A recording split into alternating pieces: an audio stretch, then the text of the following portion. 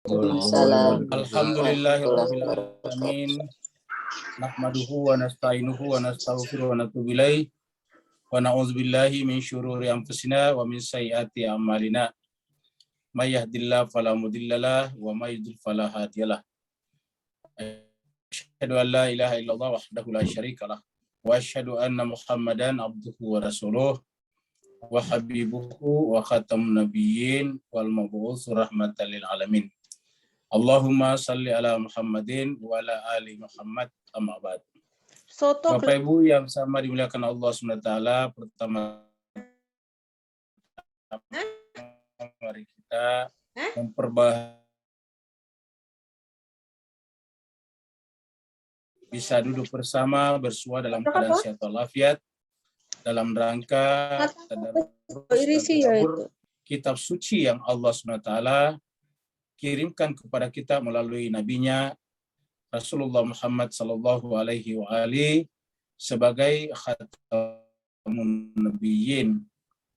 Jemaah sekalian, pada malam ini kita akan teruskan surat Al-Ahzab, surat yang ke-33 kita, ayatnya 51 sampai ayat 60. Dan karena bersama kita sudah ada Ustadz kita, Ustadz Wahyudin B. Wahid, maka oleh sebab itulah mari kita sama-sama meminta dengan segala hormat dan mempersilakan kepada Ustadz Wahyudin untuk memandu dan membimbing kita membaca ayat-ayat suci Al-Quran surat 33 surat Al-Ahzab atau surat Perang Khandak ayatnya 51 sampai 60. Kepada Ustadz Wahyudin, falyatafaddal. Ya, terima kasih banyak Ustadz. Assalamualaikum warahmatullahi wabarakatuh. Waalaikumsalam warahmatullahi wabarakatuh.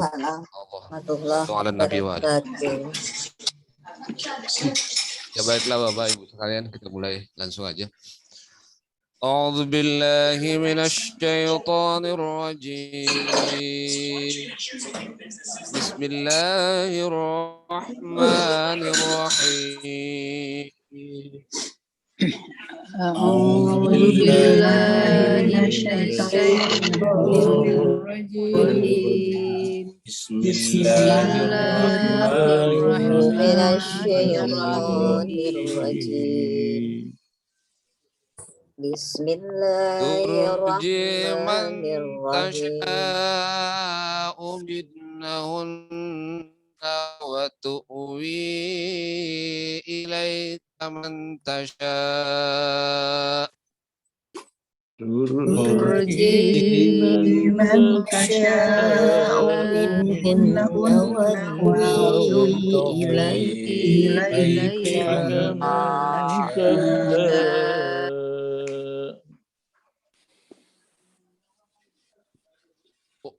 ومن ابتغيت ممن عزلت فلا جناح عليك ومن ابتغيت ممن عزلت فلا جناح عليك ذلك أدنى أن تقر أعينهن ولا يحزن ويرضين بما آتيتهن كلهن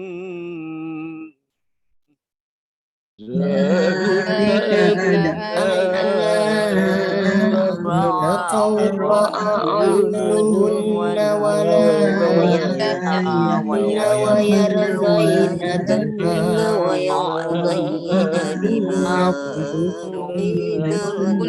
كلهن والله يعلم ما في قلوبكم والله يعلم ما في قلوبكم وكان الله عليما حليما وكان الله عليما لا يحل لك النساء من بعد ولا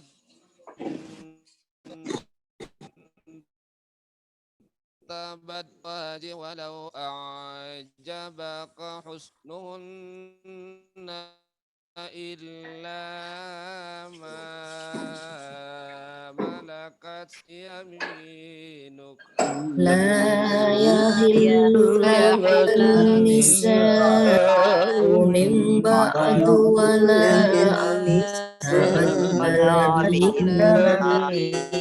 من أزواج أعجبك حسنهن إلا ما ملكت يمينك وكان الله على كل شيء رقيبا وكان الله على كل شيء رقيبا يا أيها الذين آمنوا لا تدخلوا بيوت النبي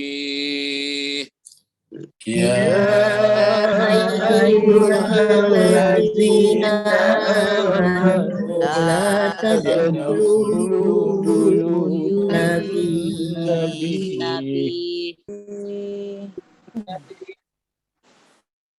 لا تدخلوا بيوت النبي إلا أن يؤذن لكم إلى طعام غير ناظرين إناه ولكن إذا دعيتم لا تدخلوا بيوت النبي إلا أن يؤذن لكم إلى طعام غير ناظرين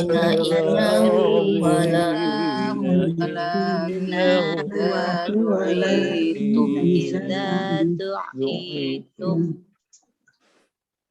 ولكن إذا دعيتم فادخلوا فإذا طعمتم فانتشروا ولا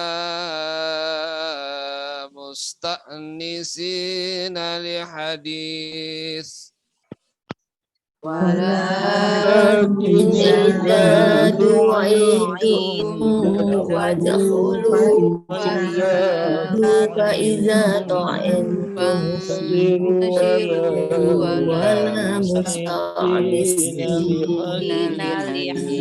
لحديث إن ذلكم كان يؤذي النبي فيستحيي منكم ذلكم كان يؤذي النبي فيستحيي منكم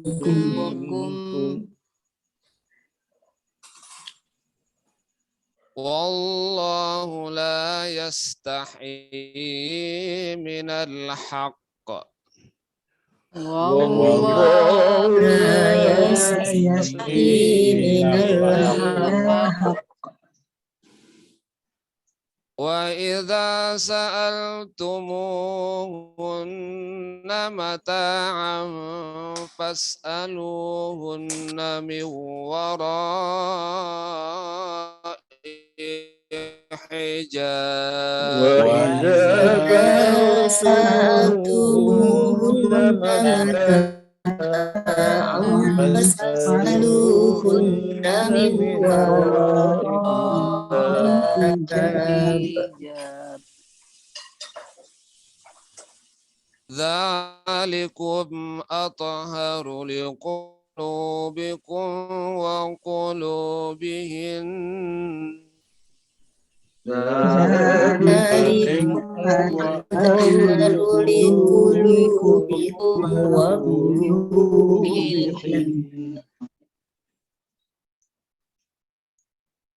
وما كان لكم أن تؤذوا رسول الله ولا أن تنكحوا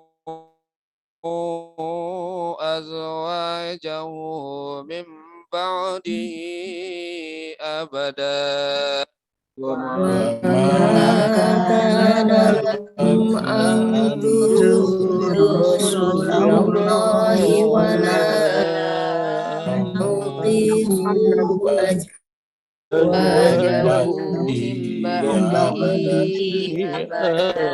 أبدا إن ذلكم كان عند الله عظيما إن ذلكم كان عند الله عظيما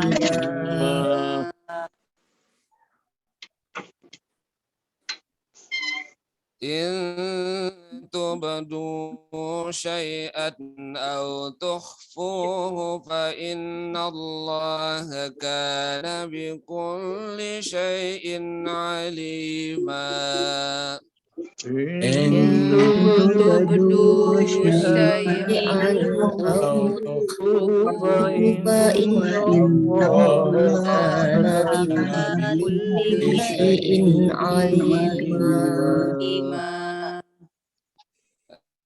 لا جناح عليهن في آبائهن ولا أبنائهن ولا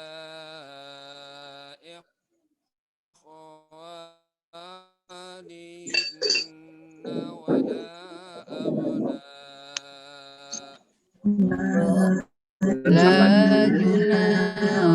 لا جناح عليهن في آبائهن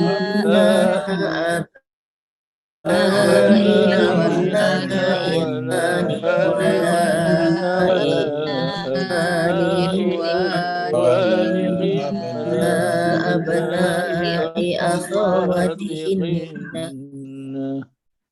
ولا أبناء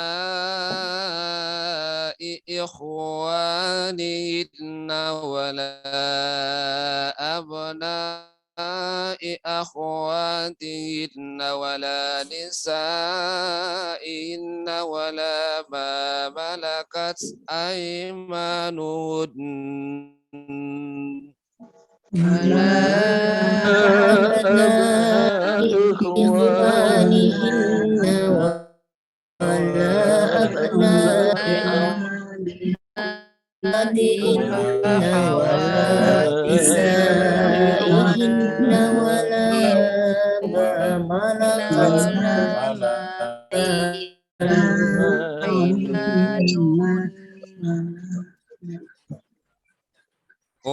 واتقين الله إن الله كان على كل شيء شهيدا واتقوا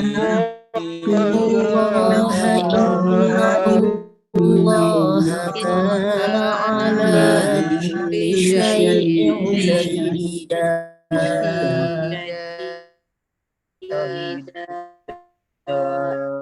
إن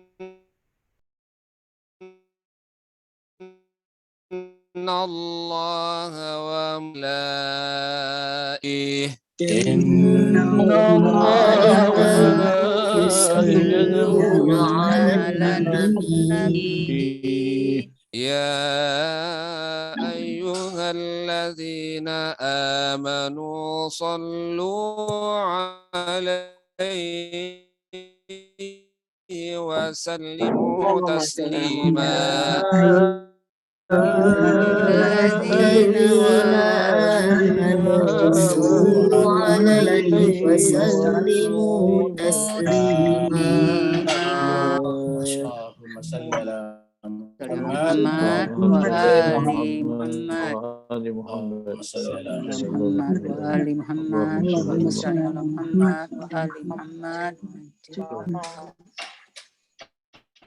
إن الذين يؤذون الله ورسوله لعنهم الله في الدنيا والآخرة وأعد لهم عذابا مهينا. إن الذين يؤذون الله ورسوله لعنهم الله في الدنيا والآخرة وأعد لهم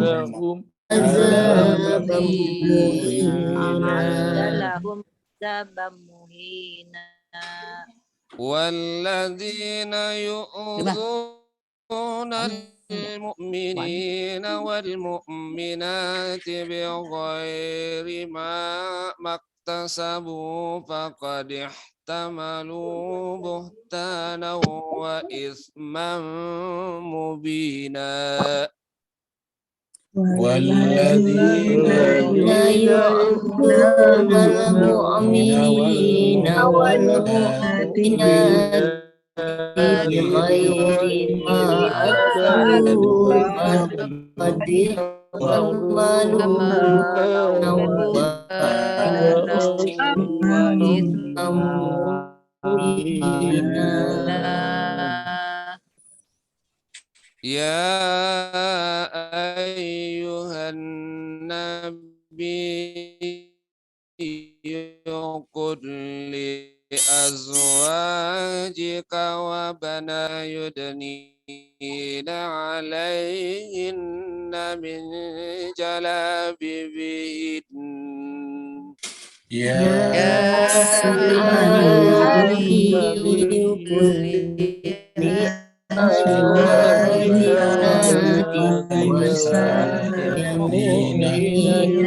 يدنين عليهن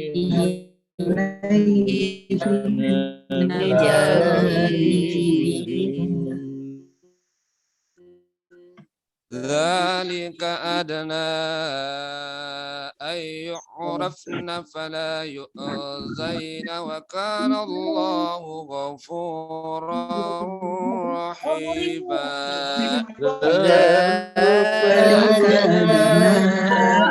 يعرفن فلا يؤذين وكان الله غفورا رحيما.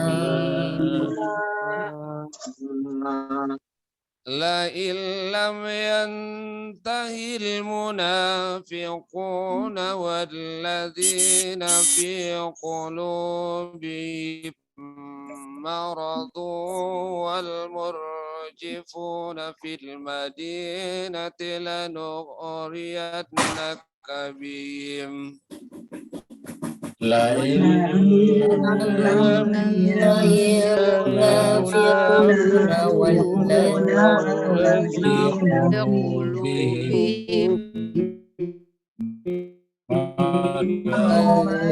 يرجفون في المدينة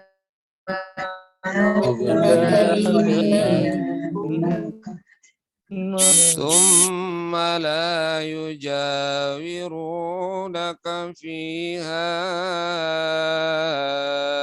إلا قليلا. ثم لا يجاورونك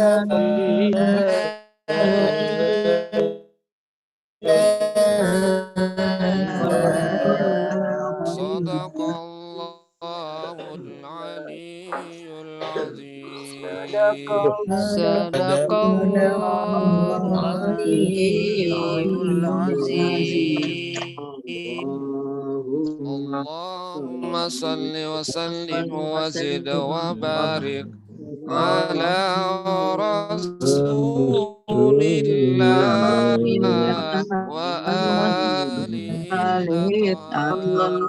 على رسول الله وآله اللهم Allahumma salli ala Muhammad Allahumma salli ala Muhammad wa ali Muhammad salli ala Muhammad wa ali Muhammad. Tafadhal, Ustaz. Terima kasih banyak Anjil kita aturkan Parodo. kepada Ustadz Wahid bin Wahid.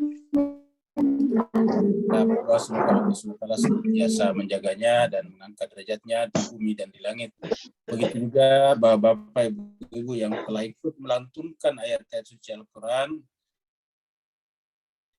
Semoga Allah SWT dengan asbab dan wasilah ayat-ayat itu, Allah senantiasa menjaga bapak ibu semuanya dari berbagai macam gangguan lahir dan batin, dunia dan akhirat. Jemaah sekalian, kita teruskan surat Al-Ahzab, surat yang berbicara tentang perang Parit dan keluarga Nabi. Ini surat Al-Ahzab bisa kita katakan surat yang paling banyak berbicara tentang Nabi. Bahkan permulaan suratnya pun adalah ya ayyuhan Nabi. Ini adalah parit yang digali oleh Nabi yang berada di luar atau pintu masuk kota Madinah. Surat ini adalah surat yang ke-33. Al-Ahzab bentuk jamak daripada hizb. Hizb itu adalah kelompok. Artinya golongan-golongan ataukah kelompok yang bersekutu untuk melawan Nabi. Turun di Madinah. Dan karenanya disebut dengan surat Madaniyah, ayatnya 73. Dan tadi kita telah mentadarusi sampai ayat 60. Berarti insya Allah hari Senin kita akan tadarus dan tadabur ayat 61 sekaligus sampai 73. Kita dengarkan murattalnya sebentar. Bismillahirrahmanirrahim. Ya ayyuhan nabiy ittaqillaha wa la tuti'il kafirin wal munafiqin. Innallaha kana aliman hakima. Terakhir kemarin kita sampai ayat 50. Ini kita simpulkan ayat ini berbicara tentang siapa saja yang boleh dinikahi, termasuk yang boleh dinikahi Nabi. Dan ternyata di dalam ayat ini termasuk sepupu adalah termasuk boleh dinikahi. Jadi sepupu termasuk wanita yang boleh dinikahi. Kemudian sekarang kita masuk pada ayat baru, ayat 51. Ayat 51 ini tentang istri-istri Nabi. Kembali bicara istri-istri Nabi. Dan istri Nabi seperti Bapak Ibu lihat ada daftar namanya, kemudian kapan menikahnya, wafatnya kapan, usianya berapa, ini lengkap. Tentu tidak bisa kita terangkan karena waktu kita sangat terbatas. Sampai di belakang disebutkan juga usia mereka pada saat Nabi wafat ini di belakang. Nama-namanya di sini. Ada Khadijah, ada Sauda, ada Aisyah, ada Hafsah, ada Zainab binti Khuzaimah, ada Ummu Salamah, Zainab binti Yahshi, Juwairiyah, Safiyah, Ummu Habibah, Maimunah. Ini ayat 51. Ini ayat berbicara kepada Nabi untuk berbicara kepada Nabi dalam rangka menyikapi istri-istri beliau. Perlu kita sampaikan jemaah sekalian bahwa 1400 tahun yang lalu pernikahan itu atau rumah tangga itu adalah satu bentuk lembaga atau institusi perlindungan yang paling efektif. Kita ulangi lagi bahwa keluarga dan pernikahan itu adalah institusi perlindungan efektif. Bapak Ibu sayangkan dulu itu 1400 tahun yang lalu negara belum serapi sekarang. Belum ada tentaranya khusus, belum ada polisinya khusus. Jadi pada saat itu kalau orang perang, ya kalau ada yang menyerang, baru kita panggil lagi. Baru pada saat itu penanggung jawab negara, masyarakat memanggil orang-orang untuk membela negaranya. Jadi tidak ada tentara yang dilatih khusus untuk itu. Nah pada zaman Nabi juga seperti itu. Dan pada saat mayoritas masyarakat pada saat itu. Jadi kalau ada tentara itu hanya pada peradaban-peradaban besar. Nah jadi pada saat itu setiap orang bepergian, itu harus menjaga dirinya sendiri. Kalau sekarang kan ada polisi namanya. Jadi kalau tentara adalah menjaga keutuhan negara, sedangkan polisi adalah menjaga keamanan negara. Nah maka pada saat itu belum ada polisi, paling yang ada tentara itu pun pada peradaban besar, negara-negara besar. Nah, sedangkan pada masyarakat kebanyakan, ya kalau bepergian, ya harus berusaha menjaga diri mereka sendiri. Maka pada saat itu sering terjadi, kalau orang berjalan, dirampok di tengah jalan, dirompak, istrinya diambil, anaknya diambil, hartanya diambil. Laki-lakinya atau suaminya biasanya dibunuh, atau bahkan juga ditawar juga, dijual juga sebagai budak. Jadi pada saat itu, orang berharga untuk diperjualbelikan sebagai budak. Itu yang pertama. Yang kedua adalah, kalau ada orang yang tidak mampu pada saat itu, supaya mereka tidak diculik atau tidak dieksploitasi sebagai budak oleh pihak-pihak yang tidak bertanggung jawab, oleh keluarga-keluarga yang baik, biasanya diambillah mereka sebagai tinggal di rumah mereka, tidak membayar, tidak mengeluarkan apa-apa, makan, tetapi bekerja untuk yang punya rumah. Jadi sistem perbudakan dulu itu sebetulnya adalah sistem perlindungan sosial. Dan dengan catatan tadi bahwa kita jangan membayangkan negara dulu seperti sekarang. Beda sekali, jauh beda 1400 tahun yang lalu. Jadi pada saat itu rumah tangga adalah merupakan tempat untuk mengamankan seseorang, terutama pada keluarga-keluarga yang terpandang, yang dianggap memiliki pengaruh dalam masyarakatnya, itu bisa menjadi tempat berlindung. Ada sistem perwalian namanya pada saat itu.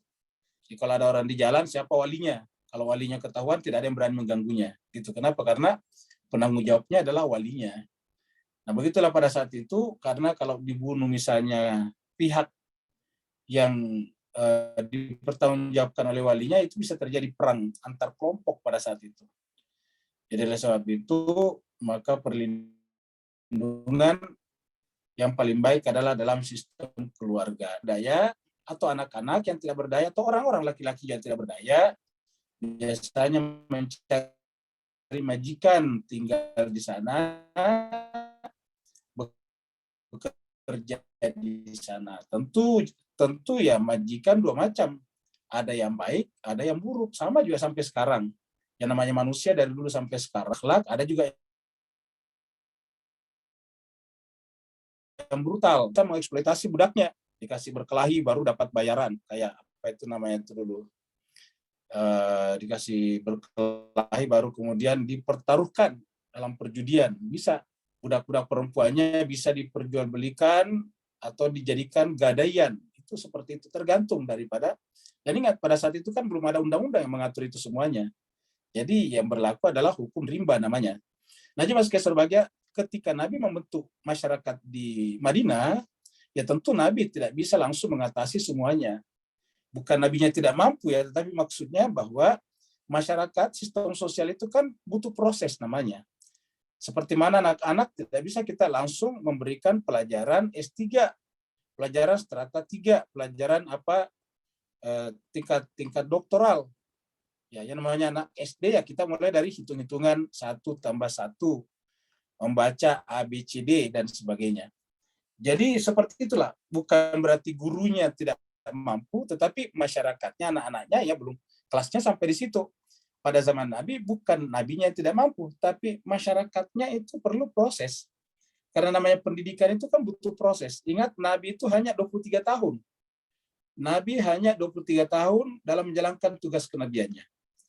Ya, sedangkan kita tahu untuk belajar saja, orang sampai S3, kalau kita ambil sampai S3, dari SD, dari TK sampai S3 itu butuh waktu sekitar hampir 20 tahun. Ya, hampir 20 tahun orang belajar itu baru sampai. Nah, Nabi itu 23 tahun. Dan tentu dalam 23 tahun ini tidak semua orang di sekitar Nabi, sahabat Nabi, ikut start dari awal. Banyak ikut pada Nabi pada pertengahan. Bahkan paling banyak nanti setelah di Madinah. Nah, di Madinah ini kan Nabi cuma 10 tahun. Jadi oleh sebab itulah jemaah sekalian, maka kemudian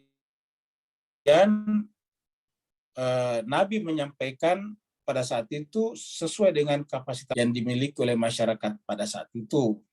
Nah, termasuk dalam hal rumah tangga tadinya, perlindungan sosial. Maka ketika misalnya Nabi membuat di sana tempat yang yang negara yang stabil, yang bisa dibela, seperti tadi perang Khandaq misalnya bisa dibela dari luar, maka kemudian menjadilah tempat perlindungan banyak orang. Menjadi tempat orang-orang menumpukan hidupnya, terutama orang-orang yang secara sosial tidak memiliki jaminan. Misalnya wanita-wanita, anak-anak, orang-orang tua dan sebagainya. Ataukah laki-laki juga yang tidak punya pelindung, tidak punya wali namanya. Maka mereka akan mencari tempat-tempat seperti itu. Nah, jadi kemudian mereka mencari, lalu kemudian datanglah kepada misalnya Nabi atau orang-orang yang ada di sekitar Nabi. Nah, ini juga yang terjadi pada wanita-wanita pada saat itu, sehingga kemudian banyaklah yang datang. Belum lagi dengan strategi Nabi. Ingat, masyarakat Arab itu adalah sistem kesukuan, klan, sistem tribal, sistem klan, sistem suku. Nah, bagaimana caranya mengikat suku-suku ini supaya jangan sampai ditarik oleh pihak-pihak luar sana, seperti tadi perang Azab. Itu kan perang Azab itu kan suku-suku dikumpulkan. Yang menjadi sponsor perang ini mencari suku-suku, kepala-kepala sukunya, kemudian suruh mengikutkan anggota sukunya untuk menjadi tentara, sehingga terkumpullah bisa antara 10.000 sampai 24.000 orang pada saat itu. Nah, jemaah sekalian, bagaimana caranya mengikat suku-suku ini supaya tidak satu caranya adalah dengan menikahi wanita-wanita mereka dari kalangan mereka. Begitu dinikahi wanita mereka, secara otomatis ada ikatan pada saat itu, karena memang pada saat Nabi hidup sistem sosial seperti itu. Cara mengikat orang itu adalah dengan pernikahan antar suku. Nah, jadi jemaah sekalian berbahagia, di sini kemudian Allah berfirman kepada Nabi berkenaan dengan istri-istri beliau, turji man tasya'u. Turji man tasya' minhunna wa tu'wi ilaika man tasya'. Karena Nabi, jemaah sekalian berbahagia, jangan bayangkan Nabi itu orang kerjanya tinggal di rumah saja. Nabi itu adalah Nabi, utusan Tuhan yang harus menyampaikan kitab suci. Jadi harus menyampaikan kitab suci. All out, setiap saat.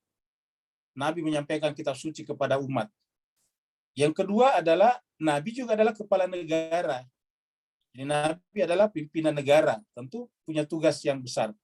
Nabi juga, jemaah sekalian berbahagia, yang selalu ikut dalam setiap kali ada peperangan. Dan peperangan yang dihadapi Nabi seperti yang kita lihat dalam perang Azab ini adalah perang yang dipaksakan oleh pihak luar, yang sebetulnya Nabi menghindari itu. Kenapa? Karena ya Nabi hanya pengennya fokus pada mendidik, mengedukasi masyarakat dengan ilmu-ilmu ketuhanan, ilmu-ilmu ilahiyah.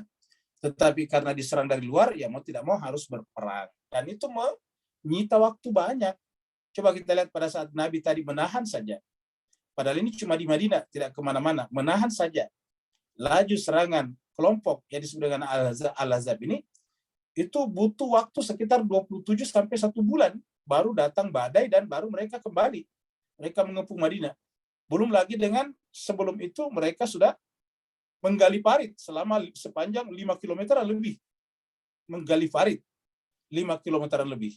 Bapak bisa bayangkan tentu alat pada saat itu belum secanggih sekarang. Ya, alat-alat yang mereka miliki tentu belum sebaik sekarang. Nah, mereka menggali parit 5 km. Apa tidak ingat 5 km dengan tenaga manusia. Jadi pekerjaannya panjang dan Nabi harus ada di tengah-tengah mereka, memberikan spirit, semangat kepada mereka, memberikan juga arahan kepada mereka.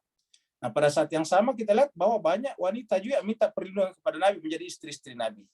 Maka dengan waktu yang sangat terbatas, pada Nabi berlakulah ayat ini. Turji man tasya' minhunna. Karena Nabi harus selalu pergian menyampaikan agama, menyampaikan risalah, maka dikatakan turji man tasya'u minhunna. Kamu boleh meninggalkan, maksudnya waktu pergian, waktu ada urusan-urusan penting seperti meninggalkan siapa saja yang kamu inginkan di antara mereka. Man tasya'u minhunna. Kok bisa?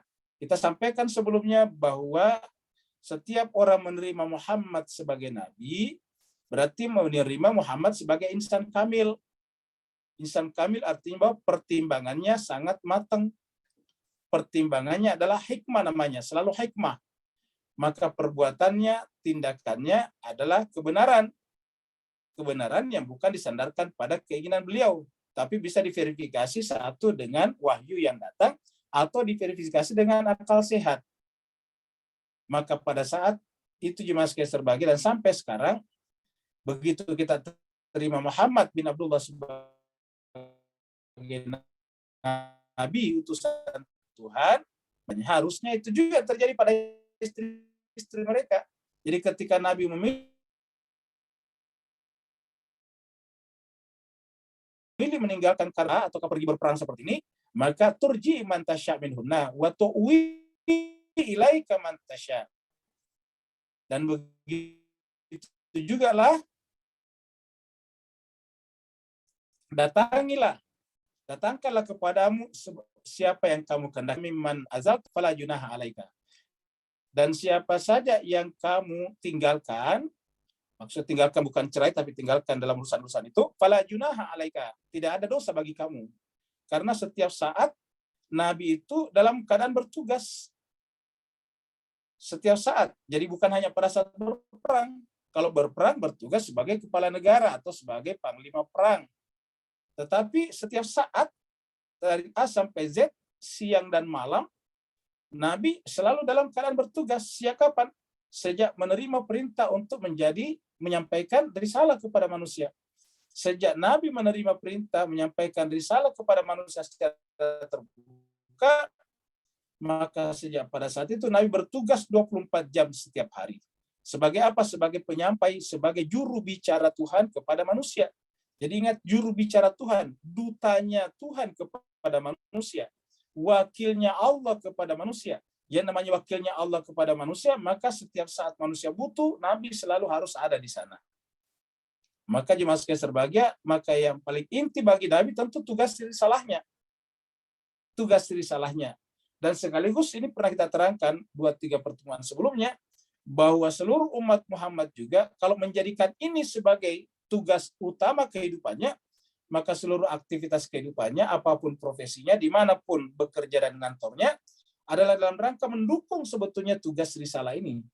Yang kita sampaikan pada pertemuan sebelumnya dengan kata-kata da'iyan ilallah. Kan ada ayat sebelumnya, da'iyan ilallah. Nabi itu adalah da'i, penyeru kepada Allah. Di tempat lain dikatakan uda'u ila sabili rabbika, ajaklah manusia kepada apa? Tuhan, jalan Tuhanmu. Jadi Nabi adalah mendekati manusia untuk diajak kepada jalan Tuhannya. Ataukah di dalam surat Yusuf dikatakan qul hadhihi sabili ala basiratin ana wa man ittabani. Qul hadhihi sabili apa? Ad'u ila Allah. Qul hadhihi sabili ad'u ila Allah ala basiratin ana wa man ittabani. Katakanlah Muhammad, inilah jalanku. Apa itu jalanku? Ad'u ila Allah. Mengajak manusia kepada Allah. Saya punya tugas, aku, wa man ittabani, dan siapa saja menjadi pengikut. Jadi semua pengikut Muhammad harus menjadi agen, menjadi anasir, menjadi agent untuk mengajak manusia kepada Allah. Semuanya harus seperti itu. Jadi kita sampaikan bahwa Nabi datang bukan untuk membagi-bagikan makanan atau uang kepada manusia, tetapi mengajak, membagi-bagikan ilmu kepada manusia agar manusia menjadi ma'rifah mengenal Tuhannya. Karena persoalan manusia adalah ketika tidak mengenal Tuhannya dengan benar. Maka Nabi datang dalam rangka seperti itu. Di ayat lain dikatakan, "Waman ahsanu qaulan mimman da'a ilallah wa amila shalihan wa qala innani minal muslimin." Waman ahsanu qaulan, masih adakah perkataan yang lebih baik mimman, ketimbang apa itu? Mengajak manusia. Waman ahsanu qaulan mimman da'a ilallah. Masih adakah perkataan yang lebih baik ketimbang ajakan manusia kepada Allah Subhanahu wa taala. Maka jemaah sekalian berbahagia, kalau dipahami ini dan istri-istrinya harus paham, dengan demikian mereka akan melihat bahwa tidaklah rumah tangga mereka itu tidak boleh menjadi penghalang terlaksananya risalah Nabi ini, supaya kita memahami isi ayat ini. Jadi jangan kita melihat ayat ini dengan konsep rumah tangga yang kita pahami secara subjektif masing-masing. Tapi kita melihat ayat ini dengan konsep tugas kenabian. Bahwa rumah tangga itu bukan tujuan tertinggi di dalam beragama, tetapi makrifat kepada Allah SWT. Kalau rumah tangga menjadi tujuan tertinggi keberagamaan, berarti Nabi Isa tidak sempurna agamanya. Kenapa? Tidak menikah sampai diangkat. Kalau pernikahan adalah merupakan tujuan tertinggi daripada keagamaan, Siti Maryam atau Maryam tidak bisa dikategorikan sebagai wanita suci. Kenapa? Tidak menikah. Kalau harus punya anak menjadi tujuan tertinggi daripada keagamaan, bagaimana dengan Nabi seperti misalnya Nabi Zakaria, tua sekali baru diberikan anak. Anaknya pun cuma satu, Yahya alaihissalam. Jadi semuanya tertolak. Bahwa tujuan keagamaan punya anak banyak, bukan. Bahwa boleh saja orang punya anak, silakan, tapi bukan tujuannya itu. Karena buktinya Nabi Yahya, Nabi Zakaria cuma punya satu anak, Nabi Yahya namanya. Nabi Ibrahim sampai umur 100-an tahun, anaknya cuma 2, Ismail dan Ishak. Walaupun tentu ada juga yang banyak anaknya, siapa? Nabi Yakub. Jadi artinya sedikit banyak anak bukan patokan keagamaan, menikah tidak menikah bukan patokan keagamaan, membangun rumah tangga atau tidak membangun rumah tangga bukan patokan keagamaan. Patokan keagamaan adalah makrifat kepada Allah. Setelah makrifat kepada Allah juga memancarkan cahaya makrifat itu kepada jiwa-jiwa manusia yang lain yang merupakan hamba-hamba Allah juga. Inilah makna kata-kata laqad ja'akum rasulun min anfusikum azizun alaihi ma anittum. Apa penderitaan manusia di mata Nabi dan mata Tuhan? Yaitu ketika mereka tertutup dari makrifat kepada Allah. Karena begitu manusia tidak makrifat kepada Allah, berarti manusia tidak mungkin berproses menuju kepada kesempurnaan. Karena makrifat kepada Allah adalah magnet yang menarik manusia menuju kepada kesempurnaan. Azizun alaihi manittum harisun alaikum. Nabi datang untuk melihat semuanya, pengen sekali semuanya terbebas dari kebutaan rohaninya, dari keterhijaban menyaksikan kebesaran Allah, dari ketidaktahuan tentang ma'rifatullah. Harisun alaikum. Itulah sebabnya begitu ada yang beriman satu, Nabi sangat memberikan perhatian kepadanya. Bil mu'minina ra'uf rahim. Apa sebabnya? Karena ini sangat berharga. Orang beriman itu hatinya jauh lebih mulia daripada orang yang memiliki harta sepenuh bumi. Apa sebabnya? Karena orang beriman artinya orang yang berhasil menghadirkan Tuhan Allah SWT di dalam singgasana hatinya. Jadi wa manil tagaita mimman azalta fala junaha alaika. Siapa yang kamu pilih untuk kamu azalta artinya tidak kamu campuri sementara karena kesibukan Nabi, fala junaha alaika, maka tidak ada dosa bagi kamu. Dzalika adna an taqarra a'yunuhunna. Itulah yang paling dekat, itulah sikap yang paling dekat kepada taqarra a'yunuhun, yang bisa menyenangkan hati mereka. Menyenangkan hati mereka. Artinya apa? Karena pilihan Nabi sendiri, pilihan Nabi adalah pilihan Tuhan. Wala yahzanna wa yardaina. Dan mereka, istri-istri itu tidak merasa bersedih. Wa yardaina, dan mereka redha. Bima ataitahunna, dengan keputusan yang kamu ambil terhadap masing-masing mereka. Kulluhunna. Wallahu ya'lamu ma fi qulubikum. Dan juga sekali berbahagia, wallahu ya'lamu ma fi qulubikum. Allah tahu apa yang ada dalam kalbu kalian. Terutama Nabi dan tentu seluruh orang mukmin, laki-laki terutama suami, bahwa tahu bahwa mereka melakukan itu kepada istrinya adalah dalam rangka kurbatan atau ma'rifat kepada Allah, bukan yang lain. Wa kana Allahu aliman hakima, dan Allah itu adalah aliman. Wa kana Allahu aliman hakima. Nah, jadi cuma sekali dalam Islam. Jadi konsep rumah tangga dalam Islam itu adalah bagaimana caranya agar rumah tangga itu menjadi tempat membuktikan apa yang disebut dengan akad. Karena akad ini adalah sumbu daripada kenabian. Kita kepada Nabi itu berakad, ada misak, ada ahad namanya. Maka dikatakan siapa mengkhianati akadnya kepada manusia, dia pasti juga akan mengkhianati amanahnya kepada Rasul. Wala takhunu amanatikum, jangan kamu mengkhianati amanat kalian. Kenapa? Wa takhunu, kamu juga akan mengkhianati amanat-amanatmu kepada Allah dan Rasulnya. wa takhunullah wa rasulah. Kamu juga akan mengkhianati Allah dan Rasulnya. Nah, jadi jemaah sekalian berbahagia, jadi pernikahan itu sebetulnya adalah lebih kepada misak, perjanjian akad, perjanjian untuk saling hidup bertanggung jawab.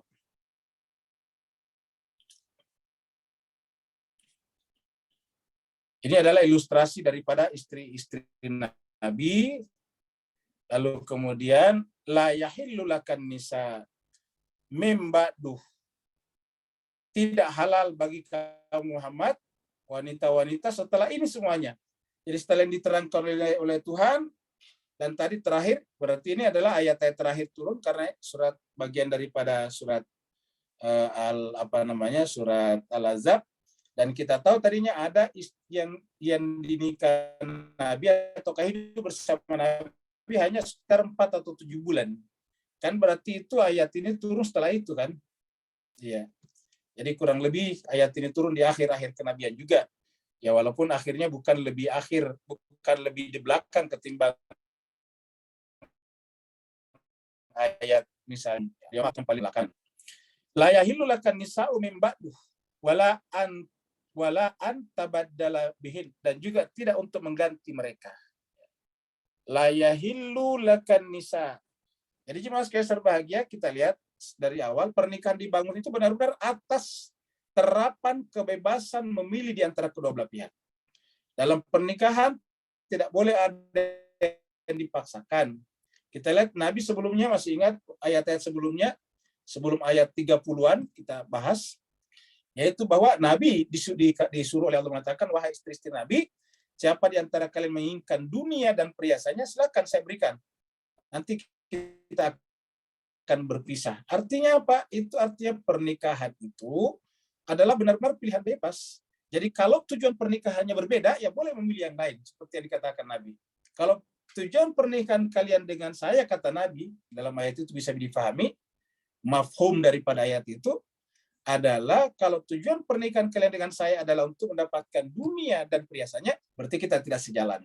Nanti saya berikan mut'anya, hadiahnya, baru kemudian saya ceraikan kalian. Apa sebabnya? Menunjukkan pernikahan adalah pilihan bebas. Nah, jemaah sekalian berbahagia, sebaliknya kalau mereka memilih bersama Nabi, Nabi tidak boleh punya alasan untuk menceraikan mereka. Wala antabaddala bihinna, tidak boleh untuk mengganti mereka. Min azwajin, dari istri-istri yang lain. Walau a'jabakah, walaupun wanita atau pasangan-pasangan itu juga kata-kata azwaj di sini pasangan ya. Walau a'jabakah, walaupun wanita itu menakjubkan kamu. A'jabakah, husnuhunna, kecantikan ataukah kebaikan mereka.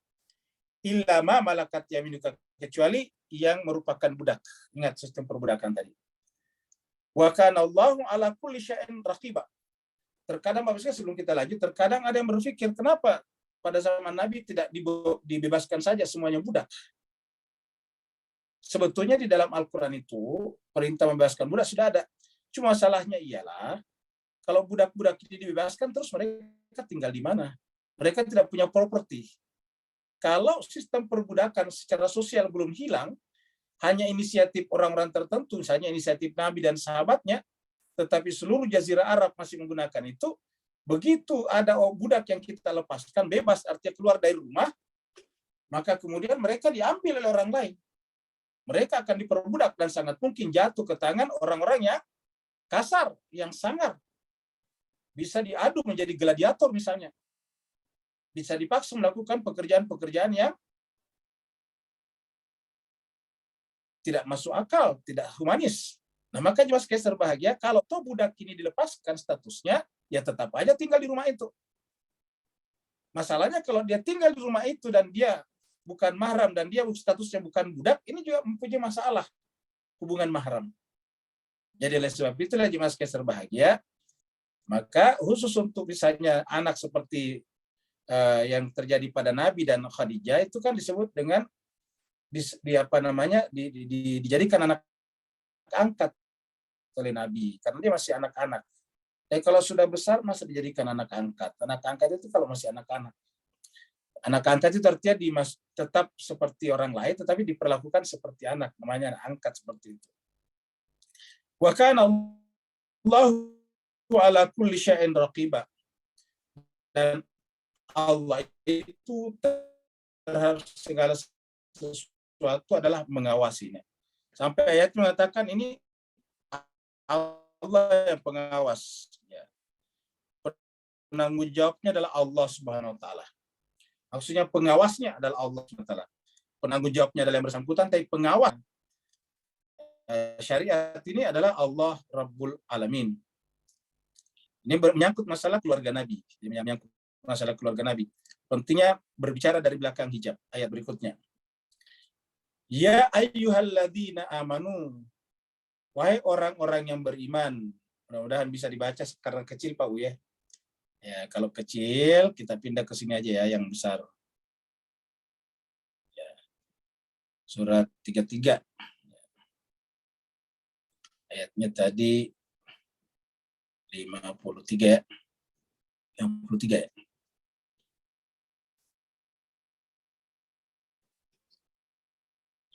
Sini Allah berfirman, ya ayyuhalladzina amanu, wahai orang beriman, la tadkhulu, janganlah kalian masuk buyutan Nabi, di rumah Nabi, di rumah Nabi. Ya, ingat buyutan Nabi ini karena rumahnya Nabi kan beberapa. Ya, setiap istri punya rumahnya. La tadkhulu buyutan Nabi, janganlah kalian masuk ke rumah-rumah Nabi. Illa kecuali ayyudzana lakum, kecuali kalau diizinkan. Jadi harus diizinkan. Jadi penanggung jawab pemilik hak prerogatif adalah pemilik rumah, ahli bait namanya. Jadi dimulai dengan larangan.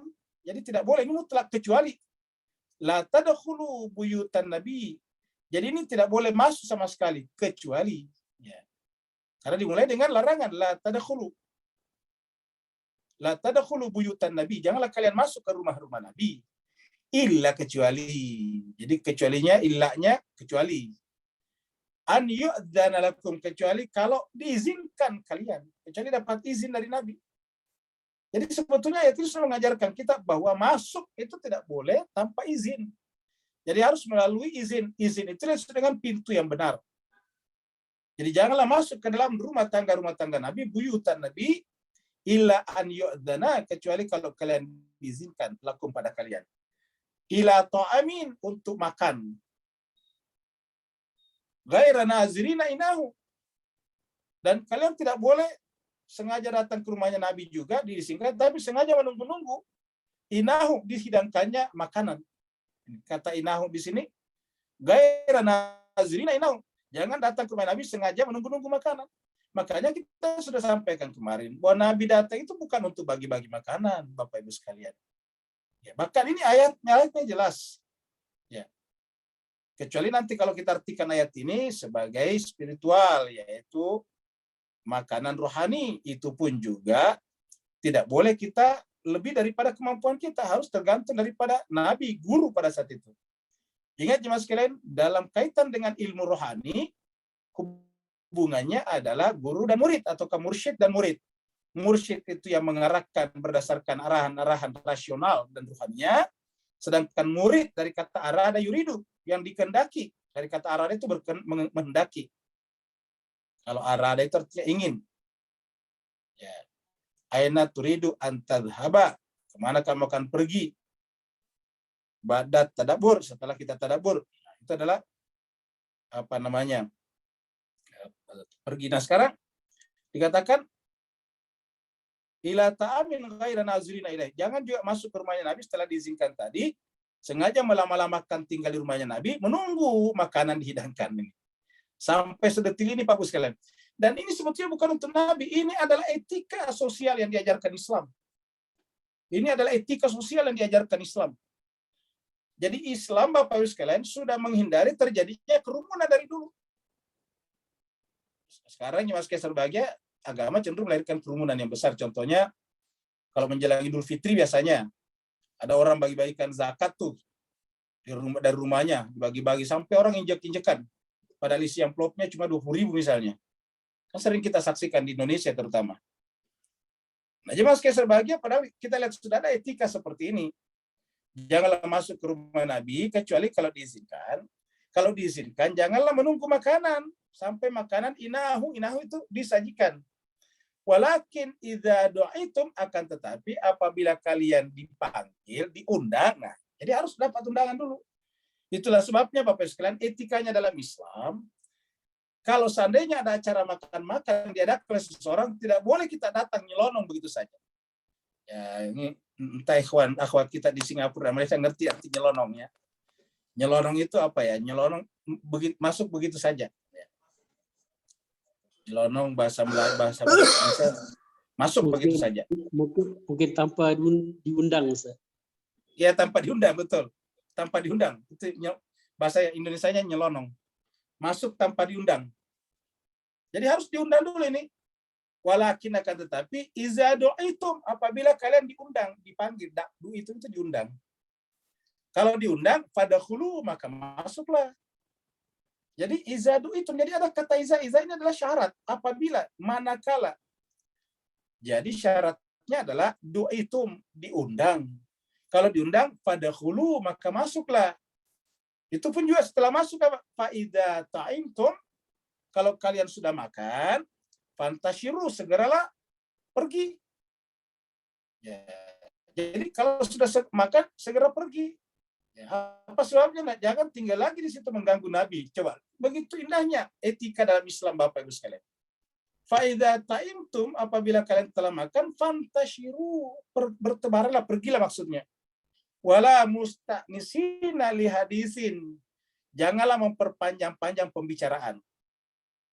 Kalau musta'nisina ini saya lihat diterjemahkan beramah-tamah, kita artikan saja memperpanjang-panjang.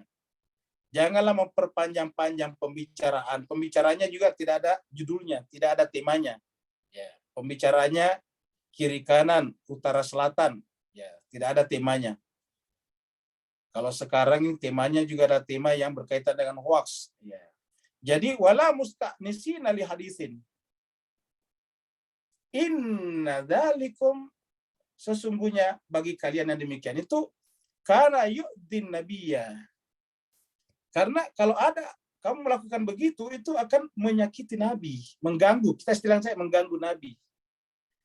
Ya, jadi inna dzalikum kana yu'din nabi. Karena perbuatan setelah makan di rumah Nabi lalu memperpanjang-panjang cerita, itu hanya akan menyakiti Nabi, maksudnya mengganggu Nabi. Karena Nabi itu bukan pengangguran yang dalam pengertian tidak ada kegiatannya. Fayastahiyi minkum. Lalu kemudian Nabi enggak mungkin mengusir kalian. Malu. Kata-kata yastahiyi, Nabi punya, tidak mungkin mengatakan,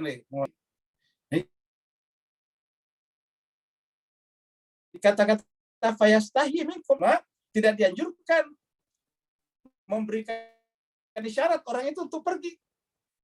Tetapi bagi kita sebagai tamu harus tahu diri. Nah, itulah Islam, jemaah sekalian berbahagia.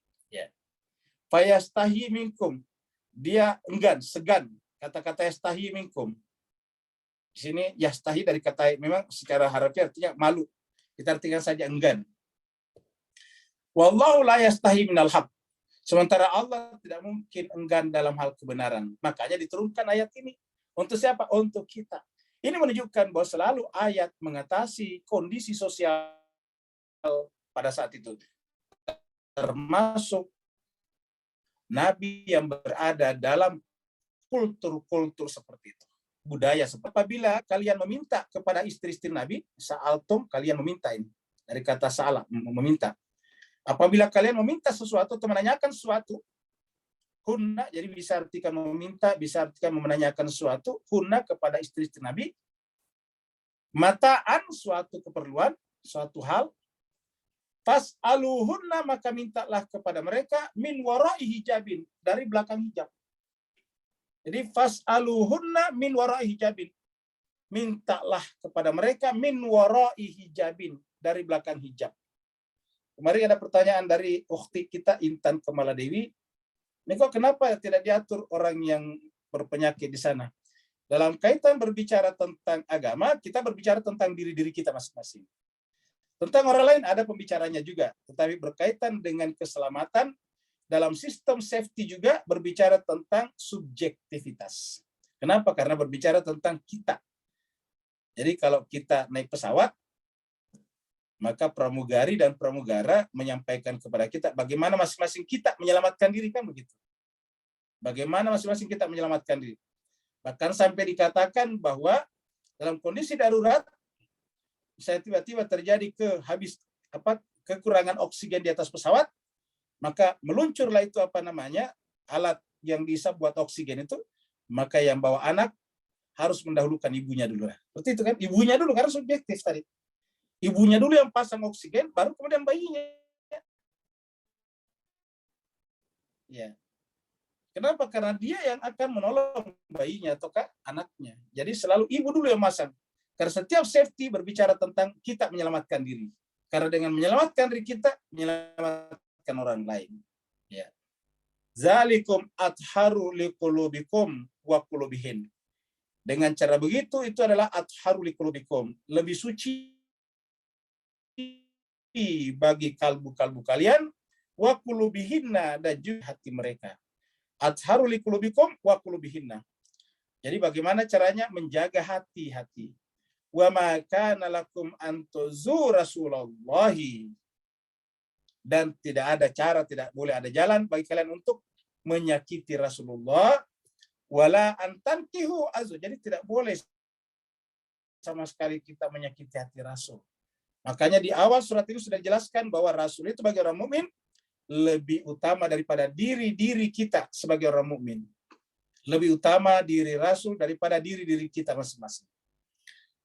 Rasul lebih tinggi daripada orang tua kita. Kenapa? Rasul adalah wakil Tuhan. Kalau orang tua kita wakil Tuhan secara biologis. Kalau Rasul adalah wakil Tuhan secara risalah. Kalau orang tua masih banyak yang menyakiti, merusak anaknya. Tapi Rasul tidak pernah ada cerita menyakiti umatnya. Wa ma kana lakum an tu'zu Rasulullahi wala an tankihu azwajahu, dan juga tidak boleh menikahi istri-istri mereka. Maksudnya nanti setelah Nabi tiada. Mimba di setelah Nabi tiada. Abada selama-lamanya. Jadi abada. Jadi memang orang yang menjadi istri Nabi pada saat itu berat juga konsekuensinya. Karena kalau berani menjadi istri Nabi, dia tidak boleh menikah lagi selama-lamanya setelah Nabi tiada. Kalau kenapa begitu ya? Kita sudah bicara sebelumnya. Tentang bahayanya wanita dieksploitasi, disalahgunakan untuk kepentingan-kepentingan politik, apalagi ini adalah istri Nabi. Inna dalikum kana indallahi azima. Siapa yang melakukan itu di antara kalian, mungkin kalian menganggap ringan, tapi di sisi Allah itu perkara besar. Indallahi azima. Di sisi Allah itu adalah perkara yang besar. Sekarang kita kembali ke sini. Jelas Kaisar bahagia dan kita tidak bisa menyembunyikan sesuatu. Ini adalah ilustrasi menyembunyikan sesuatu. Ya, barang berharga disimpan di berangkas kita, berangkasnya disimpan di dalam tembok, baru di depannya disimpan lukisan. Tidak kelihatan kalau di belakangnya ada barang berharga. Tapi apa kata Allah? In tubdu syai'an. Jika kalian menyatakan sesuatu, menampakkan sesuatu. In tubdu syai'an. Jika kalian menampakkan sesuatu, autofuhu, ataupun menyembunyikannya. Ini ayat seperti ini beberapa kali muncul dalam Al-Quran. Di antaranya di akhir surat Al-Baqarah. Kita mulai dari kata lillahi ma fis samawati wa fil ard wa in tubdu ma fi anfusikum aw tukhfu, kan mirip. In tubdu syai'an aw tukhfuhu. Jika kalian menampakkan sesuatu atau menyembunyikannya, fa innallaha, sesungguhnya Allah, kana adalah bikulli syai'in, terhadap segala sesuatu termasuk yang ada dalam hati kita, alima, maha mengetahui. Jadi bagi Allah tidak ada yang terhijab, tersembunyi. Ini adalah ilustrasi tentang yang boleh masuk ke rumahnya Nabi adalah yang berkaitan dengan orang tua istrinya, saudara-saudaranya, dan sebagainya. La junaha alaihinna fi abaihinna. La junaha, tidak ada dosa. Junaha, dosa. Halangan, keberatan. Alaihinna, bagi istri-istri Nabi. Untuk masuk ke rumahnya tadi, artinya tidak perlu minta izin, tidak ada masalah, tidak perlu masalah masuk ke rumahnya Nabi. Siapa? Yaitu fi abaihinna, berkaitan dengan ayah-ayah mereka. Jadi kalau ayahnya tidak perlu izin kalau mau datang. La junaha alaihinna fi abaihinna. Tidak ada dosa baginya untuk memasukkan ayah-ayah mereka. Wala abnaihinna, juga anak-anak laki-laki mereka. Ingat, baik kebanyakan di antara istri Nabi adalah janda yang sudah punya anak. Jadi la abnaihinna, tidak terhadap anak-anak mereka. Wala ikhwanihinna, dan juga tidak terhadap saudara-saudara. Ikhwan itu bentuk jamak dari akhun, saudara laki-laki. Ikhwan ada juga ikhwah di dalam surat Al-Hujurat, innamal mu'mina ikhwah, ikhwatun. Itu saudara-saudara laki-laki juga. Kalau ini ikhwan. Jadi wala ikhwanihina, juga tidak ada keberatan bagi saudara-saudara laki-laki mereka. Wala abna'i ikhwanihina, juga tidak ada masalah dengan anak laki-laki dari saudara laki-laki mereka. Ya, keponakan ya. Keponakan laki-laki. Wala abna'i akhawatihina, tidak ada masalah juga dengan abna'i, anak laki-laki dari akhawat. Akhwat adalah bentuk jamak daripada ukhtun. Wala abna'i akhawatihinna, tidak masalah juga bagi anak laki-laki dari saudara-saudara perempuan mereka. Jadi keponakan dari pihak saudara perempuan. Ini tadi keponakan dari pihak saudara laki-laki. Wala nisaihinna, dan juga wanita-wanita yang merupakan kerabat atau sahabat dekat mereka. Kata nisaihinna di sini perempuan-perempuan mereka, artinya masuk ke rumahnya menjumpai istri Nabi, wanita yang sudah sangat kenal dengannya, namanya nisa.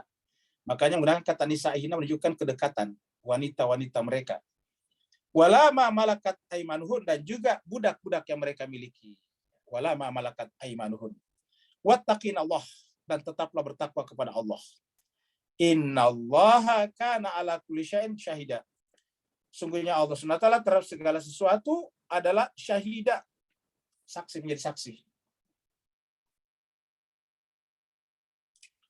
Jemaah sekalian berbahagia, ayat berikutnya adalah ayat tentang selawat.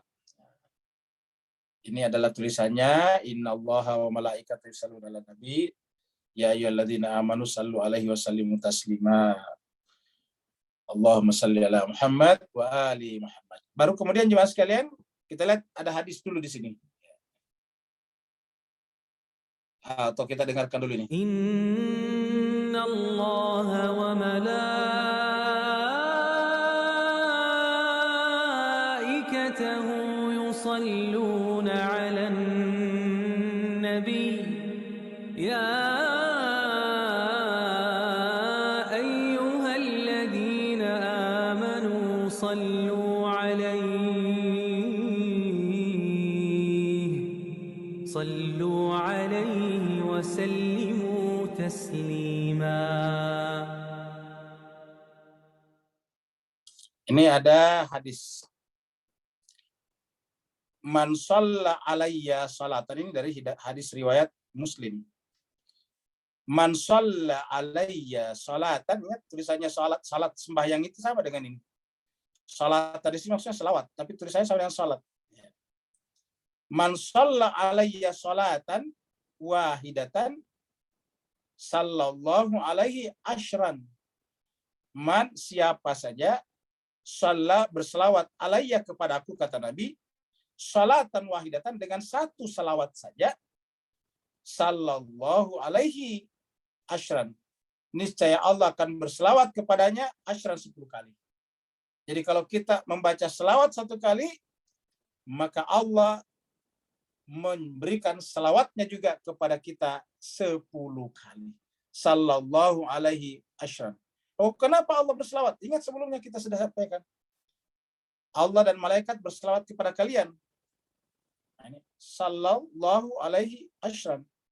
Allah akan berselawat kepada orang yang berselawat itu 10 kali. Bayangkan kalau kita berkali-kali selawat. Mari kita berselawat. Allahumma salli ala Muhammad wa ali Muhammad. Allahumma sholli. Kemudian hadis berikutnya. Ini ada hadis lagi. Cuma mohon maaf ini agak kurang terang tulisannya. Tapi nanti saya bacakan. Man shalla alayya. Man shalla alayya, siapa yang berselawat kepada saya fi yaumin, pada satu hari, dalam satu hari. Jadi siapa yang berselawat kepada saya dalam satu hari? Dalam satu hari berapa? Alfa marratin. Alfa marrah. 1000 kali. Jadi siapa yang berselawat kepada saya 1000 kali dalam satu hari? Jadi artinya apa hadis ini? Kalau bisa menganjurkan kita kalau bisa berselawat satu hari 1000 kali. Nah, jadi jemaah sekalian berbahagia, sayang di masyarakat Islam kita itu selawat tidak begitu populer sekarang. Begitu ada orang rajin berselawat, langsung dituduh, ini pasti orang Syiah ini. Padahal ini tidak ada hubungannya dengan Syiah dan Sunni. Tidak ada hubungannya mazhab Syafi'i, Maliki, Hanafi, dan Ja'fari. Ini berkaitan dengan Islam karena ada di dalam Al-Quran, dan ini hadis-hadisnya, hadis-hadis yang ada di kedua belah pihak. Man shalla alayya fi yaumin alfa marrah, siapa yang berselawat kepada saya 1000 kali dalam satu hari, lam yamut, niscaya orang itu tidak akan mati. Hatta sampai yura, diperlihatkan kepadanya, mak'adahu, tempat duduknya, tempat tinggalnya, minal jannah, di surga.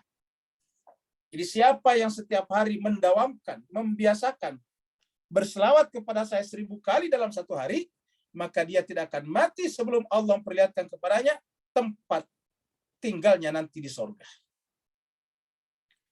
Nah, jadi jemaah sekalian berbahagia, apalagi halangannya kita berselawat. Selawat ini jemaah sekalian berbahagia, makanya dianggap sebagai zikir yang paling tinggi. Kenapa? Karena ayat pertamanya adalah Allah. Permulaannya selawat adalah Allah. Allahumma salli ala Muhammad wa ali atau wa ala ali Muhammad. Boleh ditambah Sayyidina. Allahumma salli ala Sayyidina Muhammad wa ala ali Sayyidina Muhammad. Inilah di ayatnya. Jadi jemaah sekalian, berselawat ini bukan masalah Sunni dan Syiah, karena ini Al-Quran, Pak Bu sekalian. Ini ayat 56. Tertera di dalam surat Al-Ahzab ayat 56. Ini. Ayat 56. Bahkan jemaah sekalian, kalau Bapak Ibu perhatikan, di mana-mana ayat, itu biasanya ya ayyuhalladzina amanu tinggal di depan. Ini. Biasanya ya ayyuhalladzina amanu itu tinggal paling di depan. Di awal maksudnya, di awal ayat. Contohnya bicara tentang puasa. Ya ayyuhalladzina amanu kutiba alaikumussyiyam, itu kan di awal ya ayyuhalladzina amanu.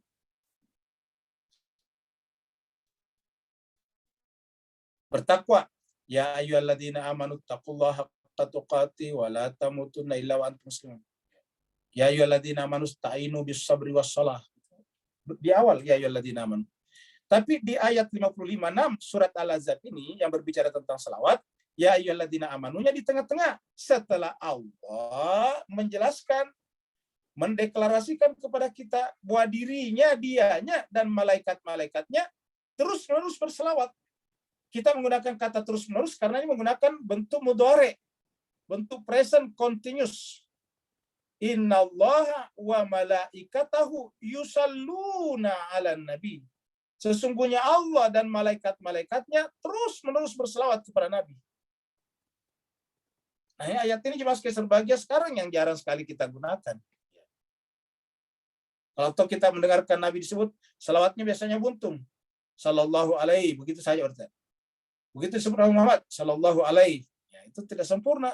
Harusnya sempurna. Allahumma salli ala Muhammad wa ali atau ala ali Muhammad. Ingat jemaah sekalian, Ali di situ bukan Sayyidina Ali, tetapi keluarga. Innallaha wa malaikatahu yusalluna 'alan nabi. Sesungguhnya, dimulai dengan kata sesungguhnya, penekanan, taukid. Sesungguhnya benar-benar Allah dan malaikat-malaikatnya itu yusalluna, terus-menerus berselawat kepada nabinya. Coba. Ini terjemahannya juga berselawat. Ini terjemahan bahasa Indonesianya, terjemahan Kementerian Agama. Inna Allah, sungguhnya Allah, wa malaikatahu, dan malaikat-malaikatnya. Yusalluna ala nabi. Setelah Allah menerangkan bahwa dirinya dan malaikat-malaikatnya ataukah aparat-aparat sucinya di alam malakut itu berselawat terus-menerus kepada Nabi, sang Nabi, baru Allah meminta kepada orang beriman. Jadi Allah menjelaskan bahwa dirinya saja dan malaikatnya berselawat. Maka apa halangannya kalian orang beriman tidak berselawat kepadanya? Selawat di kitab Bapak sekalian adalah menjadi barang seakan-akan tabu, jarang dilakukan. Padahal ini perintah. Ya ayyuhalladzina amanu, wahai orang beriman, sallu, ini kata kerja perintah Pak Bu sekalian. Ini adalah fi'il amr. Dari kata shalla. Sallu, berselawatlah kepadanya, alaihi kepadanya. Wasallimu, dan ucapkanlah salam kepadanya, taslima, dengan salam yang sempurna. Hanya kalau kita salam juga, kita salat, dia mengucapkan salam kepada Nabi. Assalamualaikum ya ayyuhan nabi wa rahmatullahi wabarakatuh, itu salam. Jadi innallaha wa malaikatahu yusalluna 'alan nabi ya ayyuhalladzina amanu sallu 'alaihi wa sallimu taslima. Allahumma salli ala Muhammad wa ali Muhammad. Allahumma salli ala Muhammad wa ali Muhammad. Allahumma salli ala Muhammad wa ali Muhammad. Jemaah sekalian, setelah berbicara tentang selawat, ayat berikutnya berbicara tentang menyakiti Allah dan Rasul. Coba Bapak Ibu sekalian kita gunakan sedikit penalaran kita, akal pikiran kita. Kira-kira apa yang diinginkan Allah dengan mengurutkan? Di ayat 56 adalah selawat, 57 adalah dosa besar menyakiti Allah dan Rasulnya. Innal ladzina yu'zuna Allah wa rasulah. Sungguhnya orang-orang yang menyakiti, yu'zuna, menyakiti. Menyakiti siapa? Allah dan Rasulnya. La'anahumullahu. Maka Allah akan melaknatnya. La'anahumullah. Ini Allah yang melaknat, tidak tanggung-tanggung. La'anahumullah. La'anahumullah, Allah melaknatnya fid dunia wal akhirah. Di dalam kehidupan dunia dan akhirat. Fid dunia wal akhirah. Kalau kita lihat ini jemaah sekalian, 57, kaitannya dengan 56, ini berkaitan dengan selawat. Jadi di antara yang menyakiti Allah dan Rasulnya itu adalah ketika kita tidak berselawat kepada Nabi atau berselawat kepada Nabi tetapi tidak menyertakan keluarganya. Karena sebelum ayat 56 tadi yang merupakan perintah berselawat, di ayat 33 sudah dijelaskan dulu tentang posisi keluarga Nabi, yaitu innama yuridullah liyudhiba ankum rijsa ahlal bait wa yutahhirakum tathira. Ahlal bait itulah atau ahlul bait itulah di situ yang kita sudah dengar wa alihi. Allahumma shalli ala Muhammad wa ala ali Muhammad atau wa ali Muhammad atau wa alihi. Jadi sungguhnya orang-orang yang menyakiti Allah dan Rasulnya, Allah, bayangkan Pak Bu sekalian. Ini perlu kita jadikan ayat ini sebagai cermin. Jangan-jangan kita sudah merasa percaya diri sampai di hadapan Allah dalam keadaan selamat masuk surga, dan ternyata nanti di sana kita masuk kategori orang-orang yang justru Allah laknat. Itulah sebabnya perlunya kita menjadikan Al-Quran sebagai bahan renungan untuk diri-diri kita masing-masing, bukan orang lain. Innal ladzina yu'dzuna Allah wa rasulah la'anahumullahu fid dunya wal akhirah wa adda lahum azaban muhina. Dan Allah menjanjikan kepada mereka, siapapun mereka, dengan apa? Dengan azaban muhina, azab yang menghinakan. Setelah Allah dan Rasulnya ini, Allah dan Rasulnya, jadi ini adalah Allah, dua Rasulnya. Ayat 58, orang beriman. Bapak bisa bayangkan orang beriman siapa kira-kira dimaksud? Innal ladzina yu'zuna Allah wa rasulahu, nanti khusus di belakangnya orang beriman. Menyakiti orang beriman juga. Ini berarti tiga oknum yang disebutkan juga dalam surat Al-Maidah ayat 55. Innama waliyukumullah wa rasuluhu walladzina amanu, ya. Bawa ini nanti 58 walladzina amanu. Mari kita lihat. Jemaah sekalian, sebelum kita lihat menyakiti orang beriman, menyakiti Allah dan Rasulnya, ini gambaran apa yang terjadi di Karbala. Ini terjadi pada tahun 61 Hijriah. 61 Hijriah, bulan Muharram. Bulan Muharram itu bulan pertama, berarti baru masuk tahun 61. Berarti kita hitung saja baru 60 tahun Nabi wafat. 50 tahun. Karena Nabi wafat tahun ke-10 Hijriah. Berarti kejadian ini 50 tahun Nabi wafat, baru setengah abad wafat. Tapi cucu Nabi yang tadinya di pangku-pangkunya, ditimang-timangnya, disambutnya dengan berdiri kalau masuk ke rumahnya. Cucu Nabi yang disebutkan di dalam surat 33 yang kita sudah bicarakan sebelumnya, Nabi diceritakan oleh Ummu Salamah menggunakan selimut yang berasal dari Yaman, Kisah namanya. Dipanggillah masuk, diantaranya dipanggil adalah Al-Husain. Aisyah juga menceritakannya ketika masuk ke rumahnya, dipanggil Al-Husain, Al-Hasan, Ali, dan Fatimah. Baru membacakan innama yuridullah liyudhhiba ankum rijsa ahlal bait. Nabi 50 tahun baru pergi meninggalkan dunia yang fana ini. Lihatlah cucunya ini. Ditombak, dipanah ratusan panah. Kepalanya dipenggal. Ini orang yang berdiri depannya ini pakai tombak, ini kepalanya di atasnya. Cuma dipotong karena nggak muat. Ini adalah ilustrasi, lukisan. Mereka ini adalah mengaku semuanya Islam, tapi berpesta dengan membunuh cucu Nabi, Bapak Ibu sekalian. Dan ini hebatnya lagi kalau kita ceritakan, justru dianggap sebagai orang sesat. Padahal menceritakan kejadian yang sebenarnya, tidak ada satupun ahli sejarah yang menyangkal kejadian ini. 30.000 orang mengepung Al-Husain di Karbala, dan mereka semuanya adalah mengaku Islam. Walladzina yu'zuna al-mu'minina, dan orang-orang yang menyakiti al-mu'minin. Walladzina yu'zuna, orang-orang yang menyakiti siapa? Al-mu'minin. Jadi kalau kita al-mu'minin di sini kita perluas mukmin manapun juga, apalagi secara spesifik mengkerucut pada orang mukmin yang disebutkan di dalam surat 33 ayat 33. Walladzina yu'zunal mu'minina wal mu'minat, orang-orang yang menyakiti orang mukmin laki dan perempuan bighairi maktasabu, tanpa melakukan kesalahan apa-apa, faqad ihtamalu buhtanan wa isman mubina, sungguh orang itu telah memikul buhtanan, kebohongan, wa isman mubina. Kenapa? Pasti membunuhnya atau menyakitinya adalah dibuat-buat, cerita yang dibuat-buat, buhtanan, kebohongan. Itu pasti hoax. Ya, kalau dikatakan bahwa Al-Husain memberontak, itu pasti buhtanan. Kalau dikatakan Al-Husain ingin merebut kekuasaan, itu pasti buhtanan, wa isma mubina. Itu adalah kebohongan dan dosa yang nyata. Walladzina yu'zunal mu'minina wal mu'minat bighairi maktasabu faqad ihtamalu buhtanan wa isma mubina.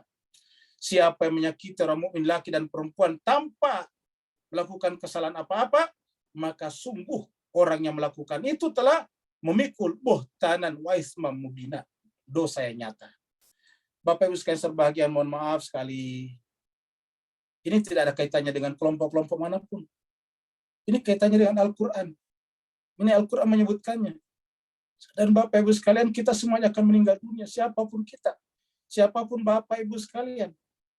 Kita menyampaikan ini karena memang ada di Quran. Yang kedua, kita semuanya nanti di akhirat akan ditanya oleh Rasulullah.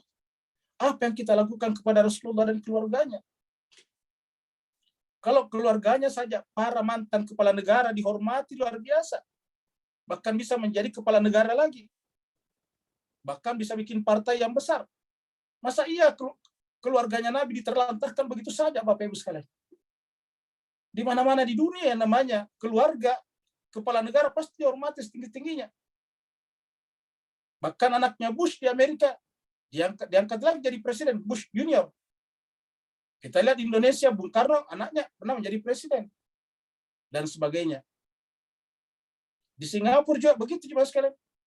Perdana Menteri sekarang ini adalah putra daripada Lee Kuan Yew sebelumnya. Di mana-mana orang, Bapak sekalian, itu pasti menghormati keluarga orang yang dihormatinya. Bahkan ajaran Islam kita mengatakan bahwa hormatilah orang yang dihormati orang tuamu. Jangan putuskan tali silaturahim dengan teman-teman, sahabat-sahabat daripada orang tuamu. Itu ajaran Islam kita. Tetapi jemaah sekalian berbagai apa yang terjadi sepeninggal Nabi, Bapak Ibu sekalian. Kita lihat Sayyidina Ali bin Abi Thalib yang ada di dalam, disebutkan dalam surat 3333, dibunuh ketika sedang memimpin sholat di masjid.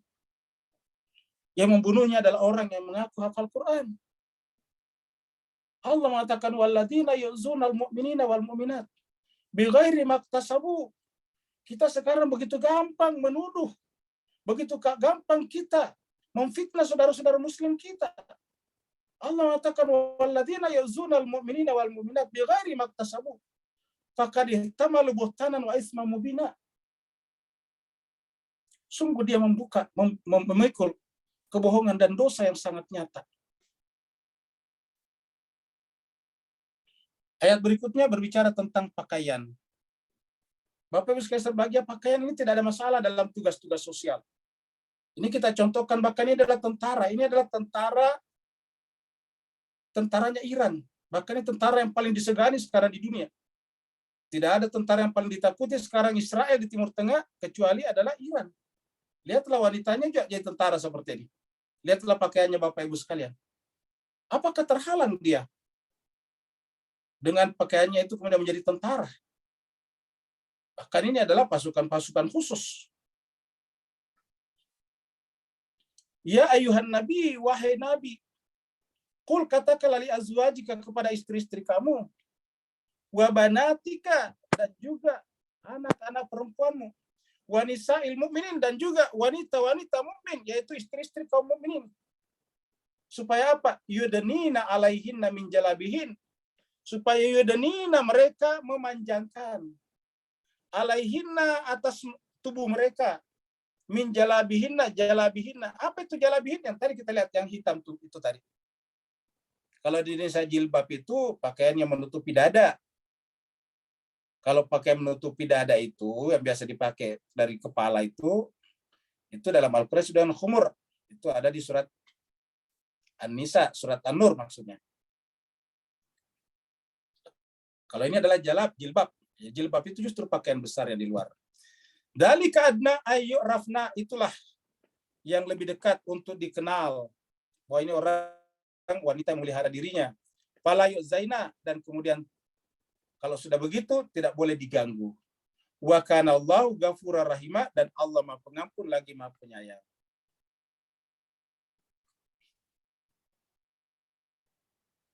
Mas Kaiser bahagia, masih banyak saja orang-orang yang di Madinah pada saat itu yang selalu mencari sesuatu untuk menyakiti Nabi, yang disebut dengan orang munafik itu. Allah berfirman, lain lam yantahil munafiquna, apabila orang-orang munafik itu tidak berhenti. Apabila orang-orang munafik itu tidak berhenti, ini orang munafik ini ada di Madinah. Walladzina fi qulubihim maradun, dan orang-orang yang ada penyakit di dalam hatinya.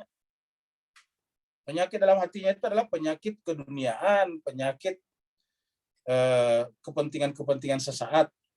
Wal murjifuna. Murjifuna itu adalah orang yang kerjanya sharing, tapi sharingnya adalah sharingnya tidak caring. Ya, jadi kan ada namanya sharing and caring. Kalau dia tuh sharing tetapi berita-berita hoax, ini namanya al-murjifuna. Jadi namanya Pak sekalian adalah al-murjifuna ini. Al-murjifuna menyebarkan hoax. Jadi orang-orang menyebarkan hoax itu sudah ada sejak dari dahulu disebutkan dalam Al-Quran. Orang munafik tersendiri, orang yang punya penyakit tersendiri, dan ada juga wal murjifuna. Ya. Wal murjifuna yaitu orang-orang menyebarkan hoax, berita-berita bohong. Di mana? Fil Madinah, di kota. Jadi Bapak bisa bayangkan ini beratnya tantangannya Nabi di Madinah. Dari dalam ada 3 oknum. Pertama munafik. Yang kedua fi qulubihim maradun. Yang ketiga adalah al-murjifun. Al-murjifun ini adalah tukang bikin berita, tapi berita-berita aja dipelintir untuk memojokkan Nabi dan orang-orang mukmin di sana. Apa kata Allah? Lanugriyannaka bihim summa la yujawirunaka fiha illa qalila. Terhadap mereka ini setelah selesai perang Azab, kemudian Allah memerintahkan nabinya untuk menyerang mereka. Yaitu kita sudah sampaikan sebelumnya, orang Yahudi Bani Quraiza yang mengkhianati Nabi di sana. Lanugriyannaka bihim summa la yujawirunaka fiha illa qalil. Sehingga tidak tinggal lagi di Madinah selama-lamanya. Kenapa? Karena mengkhianati perjanjian, mengkhianati akad, mengkhianati konstitusi yang dibuat bersama. Bapak sekalian mohon maaf ini agak panjang sampai sekarang sudah jam 9 ya. Kalau ada pertanyaan silakan. Saya Ustadz, boleh? Silakan Ustadz Aidin. Iya. Ya, makasih Ustadz. Assalamualaikum warahmatullahi wabarakatuh. Luar biasa Waalaikumsalam. Allah penjelasannya. Satu aja Ustadz yang saya ingin sampaikan, yang saya ingin mohon dikoreksi lah pemahaman saya ini Ustadz.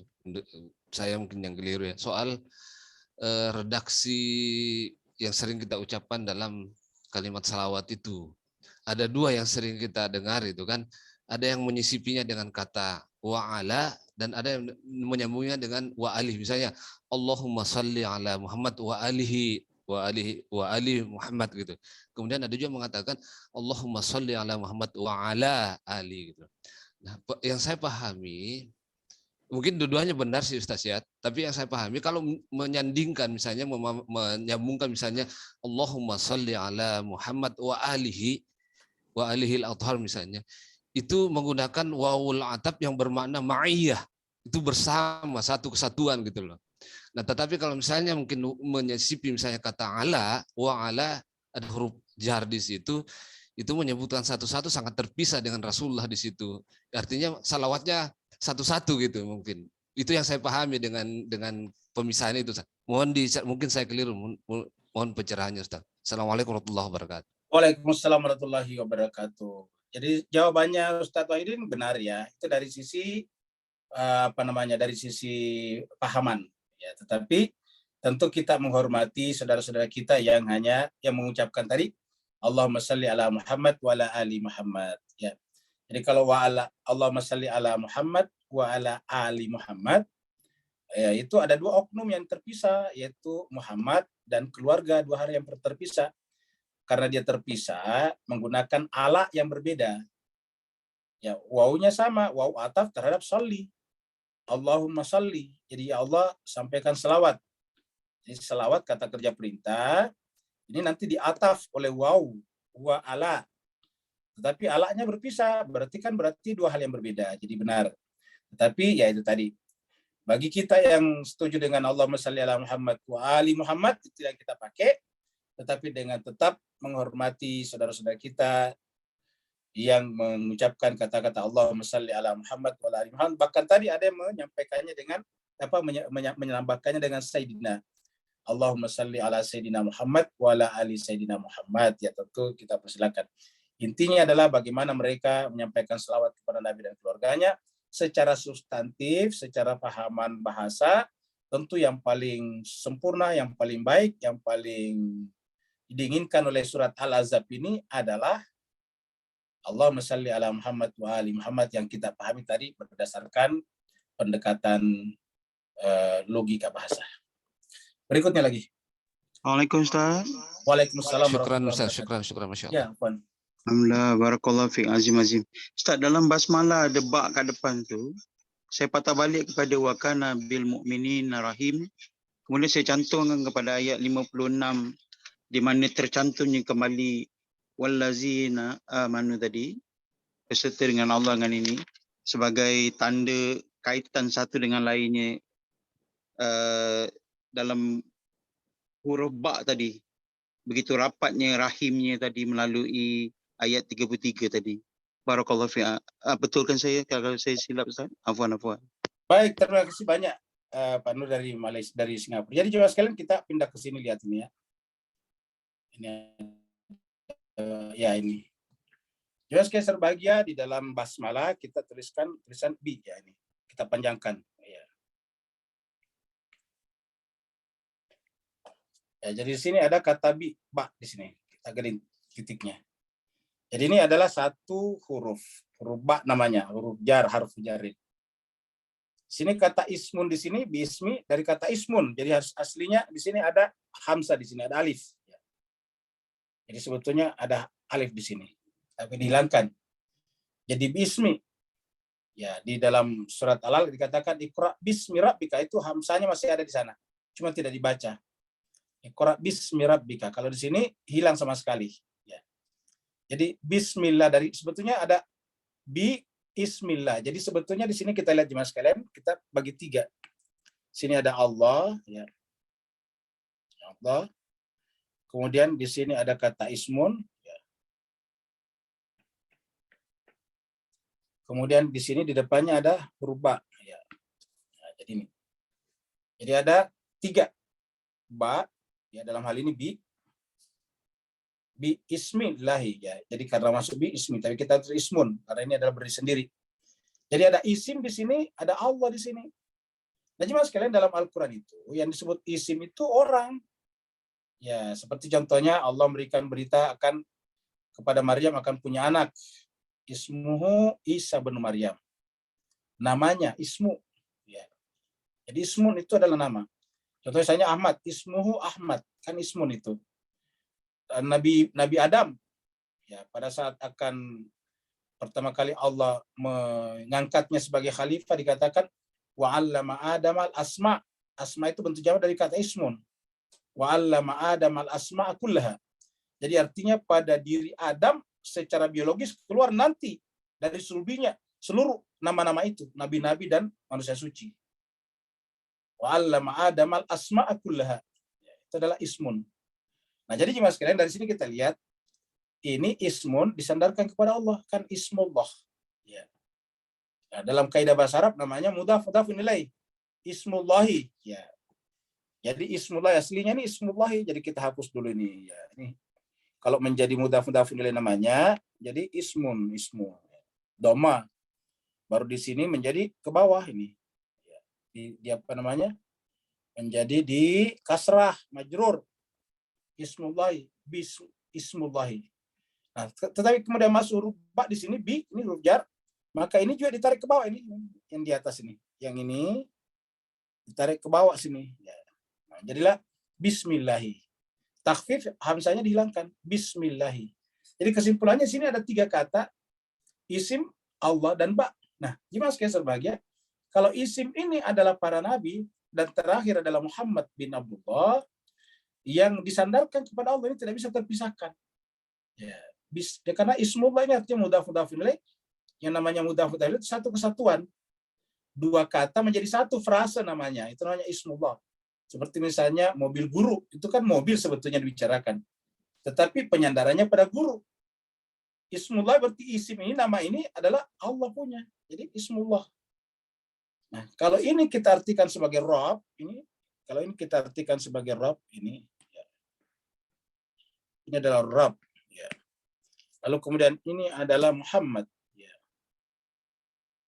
Atau Ahmad. Kita lihat Muhammad atau Ahmad. Baru ini siapa? Ya, gitu. Inilah yang dimaksud dalam innama yuridullah liyudhiba ankum rijsa alal bait. Jadi ini adalah ahli di sini, bukan Sayyidina Ali saja, tapi ahli, ya. Ahli. Mas Kaisar bahagia ini adalah ahli. Ya. Jadi ahli, ya. Ahli Muhammad, keluarga Muhammad, yang dimulai daripada Amirul Mukminin Sayyidina Ali bin Abi Thalib. Ya. Jadi Mas Kaisar bahagia, kita tidak bisa sampai ke sini kalau tidak melewati ini. Kita tidak bisa sampai ke sini kalau tidak melewati ini. Inilah yang jadi satu kesatuan sebetulnya yang dibicarakan tadi dengan kata-kata wa kana bil mu'minina rahima. Jadi artinya Pak, rahimnya Allah ini kan nanti kesambungannya Allah Ar-Rahman Ar-Rahim. Rahimnya Allah hanya berlaku pada orang yang mengikuti ini, alur ini sebetulnya. Ya. Jadi ini adalah mengikuti alur ini. Ya. Mengikuti alur ini, nanti ada orang mukmin di sini. Mukmin, ya, ini mukmin.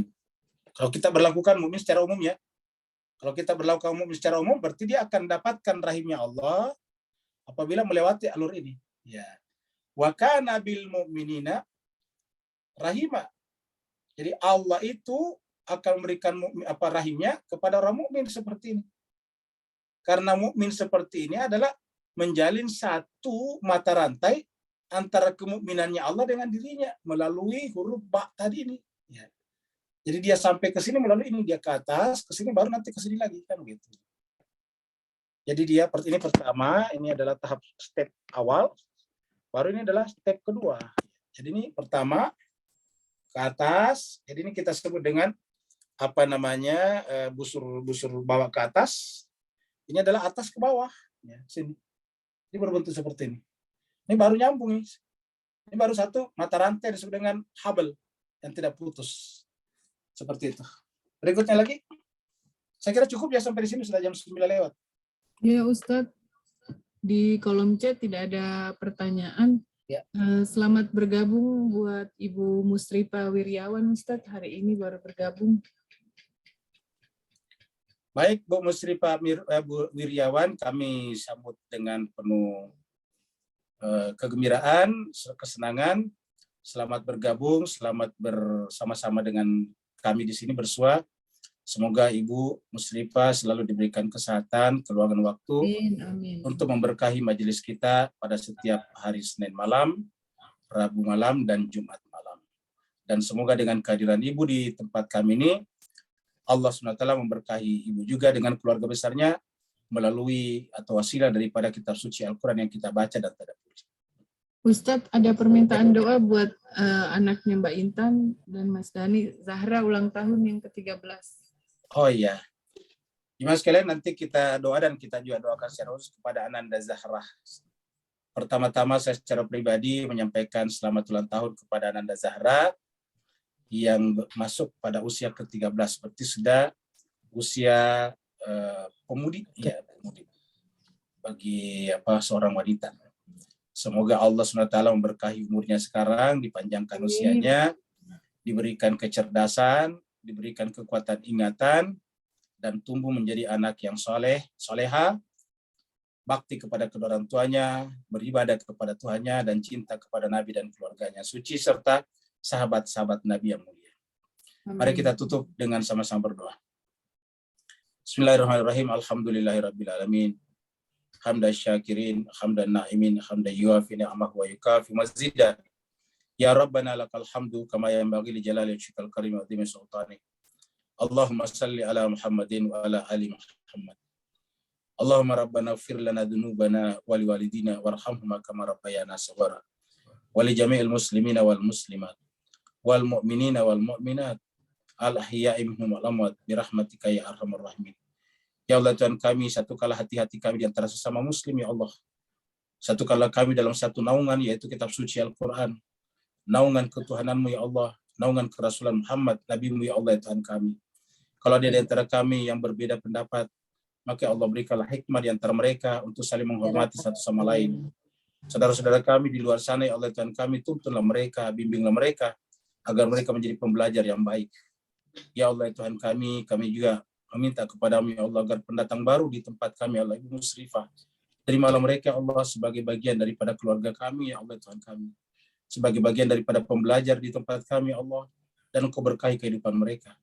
Juga kepada anak kami ya Allah, Ananda Zahra yang berulang tahun yang ke-13, panjangkanlah usianya, berkahilah kehidupannya, jadikanlah dirinya sebagai qurratu ayun bagi pada ayah dan bundanya ya Allah Tuhan kami. Jadikanlah anak ini sebagai masa depan orang tuanya, masa depan agamamu ya Allah, dan masa depan kebenaran dan keadilan ya Allah Tuhan kami.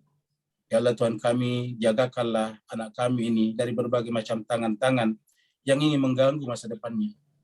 Ya Allah Tuhan kami, kalau ada yang berniat untuk merusakkan masa depannya, angkatlah tangan-tangan itu ya Allah.